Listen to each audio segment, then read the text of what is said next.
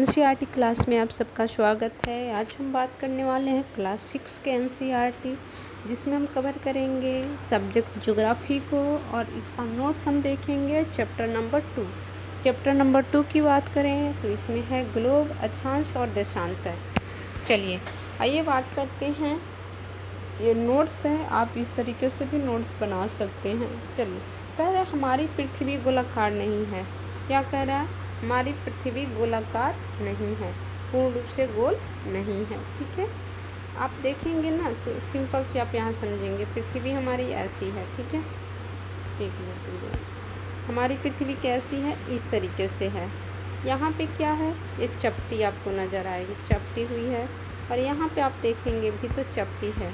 ये उत्तरी ध्रुव है और ये दक्षिणी ध्रुव है। लेकिन आप यहाँ पे आएंगे भूमध्य रेखा के पास तो ये थोड़ी उभरी हुई है, मध्य में एक क्या है, उभरी हुई है 0 डिग्री के पास। ठीक है, चलिए आप देखेंगे पृथ्वी कह रहा है कि उत्तर एवं दक्षिण ध्रुव पे थोड़ी क्या है, चपटी है, मध्य में थोड़ी उभरी हुई है।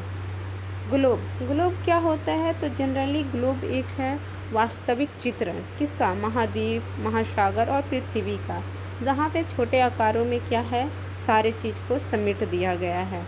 तो ग्लोब हम उसी को कहते हैं। ठीक है, चलिए आगे आप देखेंगे ग्लोब पे एक सुई होती है, जहाँ पे ग्लोब क्या होती है, झुकी हुई।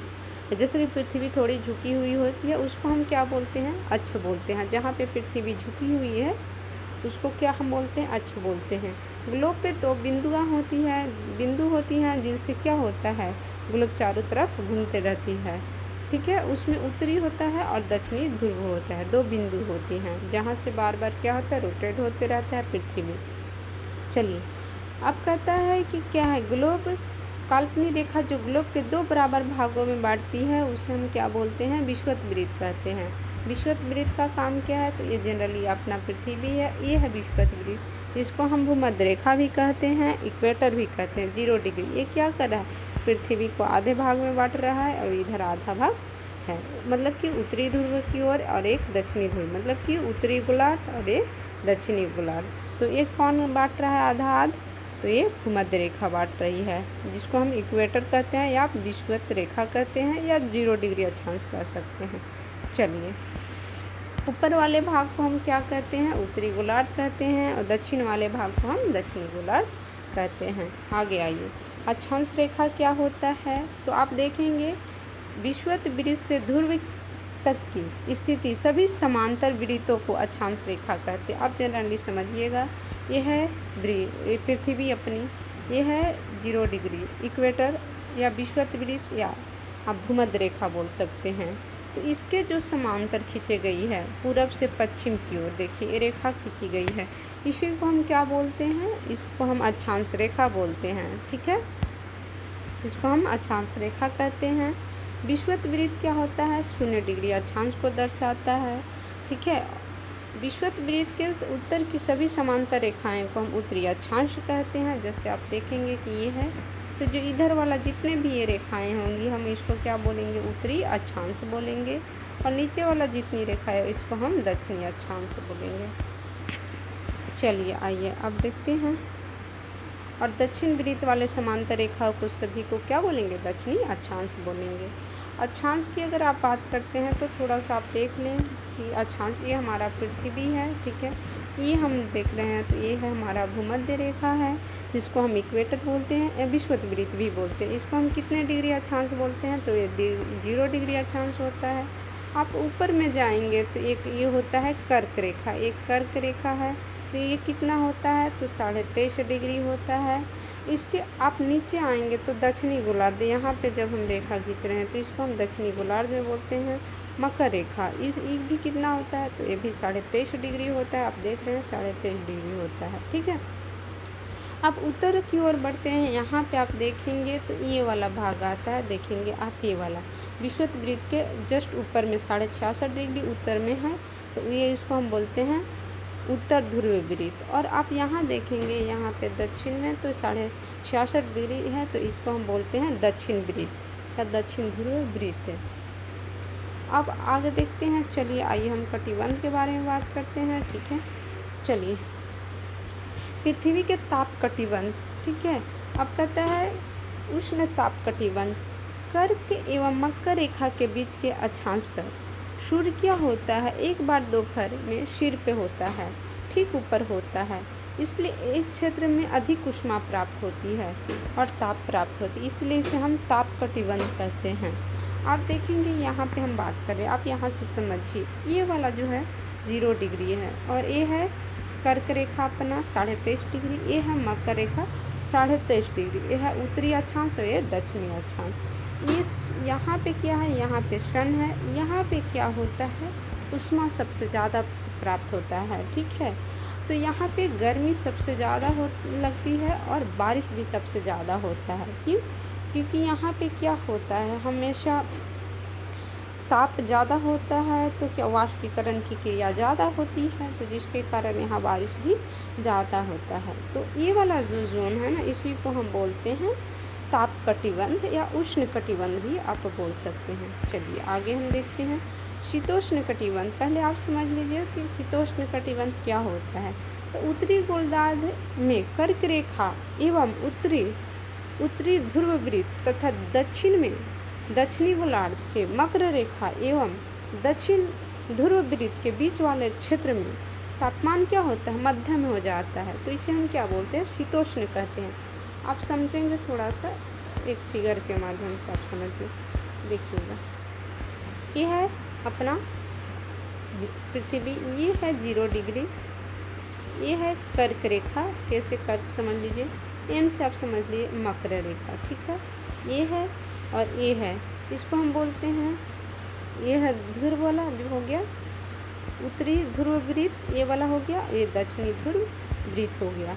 अब जो इस वाले भाग की बात कर रहा है, इस वाले भाग की बात कर रहा है, देखिए आप इस वाले भाग की बात कर रहा है, यहाँ पे अब सूर्य है, देखेंगे तो यहाँ पे क्या हो रहा है, तिरछी पड़ रही है, किरणें जो है तिरछी पड़ रही है ना, तो यहाँ सूर्य का ताप कितना कम पड़ रहा है, ऊष्मा भी कम पड़ रहा है, तो उतना गर्मी नहीं लगेगी, कम गर्मी लगेगी, तो जिसके कारण ये क्या है, यहाँ पे मध्यम तापमान होता है, इसलिए हम शीतोष्ण कहते हैं, मतलब कि न ज़्यादा गर्म न ज़्यादा ठंडा।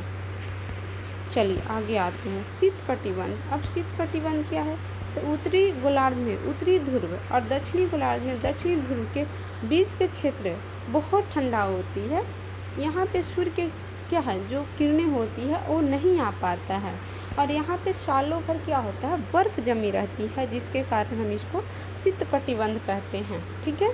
आप यहाँ पे समझेंगे, ये है और ये है इक्वेटर, ये है एक लाइन, ये लाइन, ये कर्क रेखा आपको नज़र आ गई, ये मकर रेखा यहाँ पे, यहाँ उत्तरी ध्रुववृत्त, यहाँ दक्षिणी ध्रुववृत्त, इस वाले की बात करें। अब यहाँ सूर्य है, सूर्य क्या हो रहा है, सूर्य की रोशनी यहीं तक पहुँच पा रही है, यहीं तक, ठीक है, यहाँ नहीं पहुँच पा रही, यहाँ और यहाँ, तो यहाँ पे क्या हो रहा है, ऊष्मा ज़्यादा प्राप्त नहीं हो रही है, तो जिसके कारण क्या है, बर्फ़ यहाँ जमे हुए नज़र आते हैं। चलिए आगे आप देखते हैं, आइए यहाँ पे अब कह रहा है देशांतर क्या है, तो देशांतर क्या है, तो देशांतर है तो ये वृत्त है, यहाँ पे आपने देखा था इक्वेटर है, लेकिन ये लंबवत काट रही, तो दक्षिणी ध्रुव को उत्तरी ध्रुव से मिलाने वाली जो रेखाएं होती है उसे हम क्या बोलते हैं, देशांतर बोलते हैं, देशांतर बोलते हैं, ठीक है। उत्तरी ध्रुव एवं दक्षिणी ध्रुव, देखिए यहाँ पे क्या कर रहा है, उत्तरी ध्रुव और दक्षिणी ध्रुव को मिलाने वाली काल्पनिक रेखा देशांतर कहलाती है। देशांतर को हम माप किसमें करते हैं, तो अंशों में मापा जाता है, प्रत्येक अंश क्या होता है मिनट में, और मिनट क्या किया जाता है सेकेंड में बांटा जाता है, ठीक है। अक्षांश समांतर रेखाएं होती हैं, जबकि देशांतर क्या होती है, समांतर नहीं होता है, इनकी दूरियां एक समान नहीं होती है, ध्रुव की ओर आप देखेंगे तो घटती जाती है। ये क्या होती है, देशांतर की जो यमोत्तर की लंबाई समान होती है। देशांतर कितनी डिग्री की होती है, 360 डिग्री का एक वृत्त, सारे जो देशांतर होते हैं ना वो एक वृत्त का निर्माण करते हैं, लेकिन अक्षांश एक वृत्त का निर्माण नहीं करती है, ठीक है। आप देखेंगे यमोत्तर क्या होता है, तो यमोत्तर वो होता है जो इंग्लैंड के ग्रीनविच शहर है, जहाँ से होकर क्या है, जो भूमध्य रेखा गुजर रही है, वहाँ जहाँ ब्रिटिश राजकीय वेधशाला स्थित से गुजरने वाली यमोत्तर को क्या प्रमुख यमोत्तर माना गया है, मतलब टाइम को दिखाने के लिए। चलिए आगे देखते हैं। 0 डिग्री देशांतर की बात करते हैं, जो कि पृथ्वी के दो समान भागों में 180 डिग्री पूर्वी गोलार्ध और 180 डिग्री पश्चिमी गोलार्ध में क्या करता है, विभाजित करता है। आप यहाँ देखेंगे, यहाँ देखिए, ये है पृथ्वी, ये वाला जो है 0 डिग्री है, तो 180 डिग्री पूर्व और 180 डिग्री पश्चिम में ये क्या करता है, बांटता है। चलिए आइए आगे देखते हैं। करें मुख्य मध्यम रेखा विभिन्न देशों के समय निर्धारित करती है। 180 डिग्री अक्षांश पर स्थित अंतर्राष्ट्रीय रेखा कहा जाता है। जो 180 डिग्री पर स्थित है उसको हम कितना क्या बोलते हैं, उसको हम बोलते हैं अंतर्राष्ट्रीय तिथि रेखा। चलिए, ये कह रहा है एक ऐसी काल्पनिक रेखा जहाँ एक दिन से एक तारीख बदल जाती है और पूर्वी देशांतर से पश्चिम देश से एक दिन या एक कुछ घंटे आगे चलती है। ठीक है, ये क्या होता है, जब हम देशांतर को क्रॉस करते जाते हैं तो दिन क्या होती है, घट जाती है, डेट भी बदल जाता है। ठीक है, रात कहीं होता है तो कहीं दिन होता है। वो क्या करते हैं, जब देशांतर को क्रॉस करते हैं। मानक समय को मापने का सबसे अच्छा साधन पृथ्वी पर चंद्रमा एवं ग्रहों की गति है। कहा जाता है कि समय को अगर हमको मानक ज्ञात करना है, समय को ज्ञात करना है, तो उसके लिए सबसे अच्छा है कि चंद्रमा और ग्रह की गति को हम अध्ययन कर लें। उससे हम क्या मानक समय अच्छे से ज्ञात कर सकते हैं। सूर्य एवं सूर्यास्त प्रतिदिन होता है, अतः स्वाभाविक ही है कि पूरे विश्व में समय निर्धारण सबसे अच्छा साधन हो सकता है।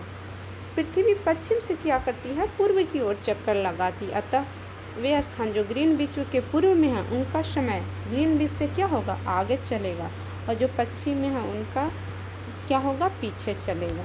चलिए आगे देखते हैं। समय के अंतर की गणना निम्नलिखित विधि से की जा सकती है। पृथ्वी क्या होती है, 24 घंटे में अपने अक्ष पे क्या होती है, घूम जाती है। कितने डिग्री, 360 डिग्री, अर्थात 1 घंटे में 15 डिग्री घूम जाती है एवं 4 मिनट में 4 डिग्री घूम जाती है। आप देखेंगे, देखिए 324 घंटे में क्या हो रही है, 360 डिग्री घूम जा रही है। तो 1 घंटे में कितने घूमेंगे, तो यहाँ आप ले लें 24 से। ठीक है, तो एक कितना डिग्री घूमा, 24 से आप घटेंगे ऐसे, अगर 6 से 4 बजे तो 15 है। अब ठीक है, अब कह रहा है कि 1 घंटे में कितना घूम गया, 15 डिग्री घूमा। ठीक है, तो 1 घंटे में कितने मिनट होता है, 60 मिनट होता है। ठीक है, अब 15 से डिवाइड कर दें, 15 चौके 60, कितना हुआ, 4 मिनट में 4 मिनट लगा, 4 मिनट में कितना हो गया, 4 डिग्री घूम गया। ठीक है, चलिए आगे आते हैं। इस प्रकार से जब ग्रीनविच में दोपहर 12 बजते हैं तब ग्रीनविच के समय पूर्व में 1 बजे होंगे और वहीं पश्चिम में आप देखेंगे तो 11 बजेगा। 1 घंटा घटेगा और बढ़ेगा। ठीक है, चलिए आगे देखते हैं। भारत का मानक समय की बात करते हैं तो कितना है, 82.5 डिग्री है। ठीक है, इस स्थानीय समय पूरे देश में माना जाता है। इसे भारतीय मानक समय के नाम से भी जाना जाता है। ठीक है, भारत ग्रीनविच 82.5 डिग्री पूर्व में स्थित है तथा यह क्या होता है, ग्रीनविच से 5.5 घंटे आगे चलता है। जब लंदन के दोपहर 12 बजे होंगे तब भारत में कितना बजता है, 7:30 बजता है। चलिए आगे देखते हैं। पृथ्वी एक घंटे वाले 24 समय क्षेत्रों में बांटा। इस प्रकार प्रत्येक समय में 15 डिग्री का देशांतर तक क्षेत्र क्या करेगा, घेरेगा। पश्चिम में 12 मानक समय, 15 गुने अगर 12 करते हैं तो कितना होता है, 180 डिग्री होता है, और प्लस अगर करते हैं तो वो भी 180 डिग्री होता है। अगर दोनों का आप मिला लेते हैं तो 24 घंटे हो जाते हैं, और अगर ये देखेंगे तो दोनों को 360 का ये घूम जाती है पृथ्वी 24 घंटे में। आई होप आप लोग को अच्छा लगा हो तो लाइक और सब्सक्राइब ज़रूर करें और हमें फॉलो करें। Thank you.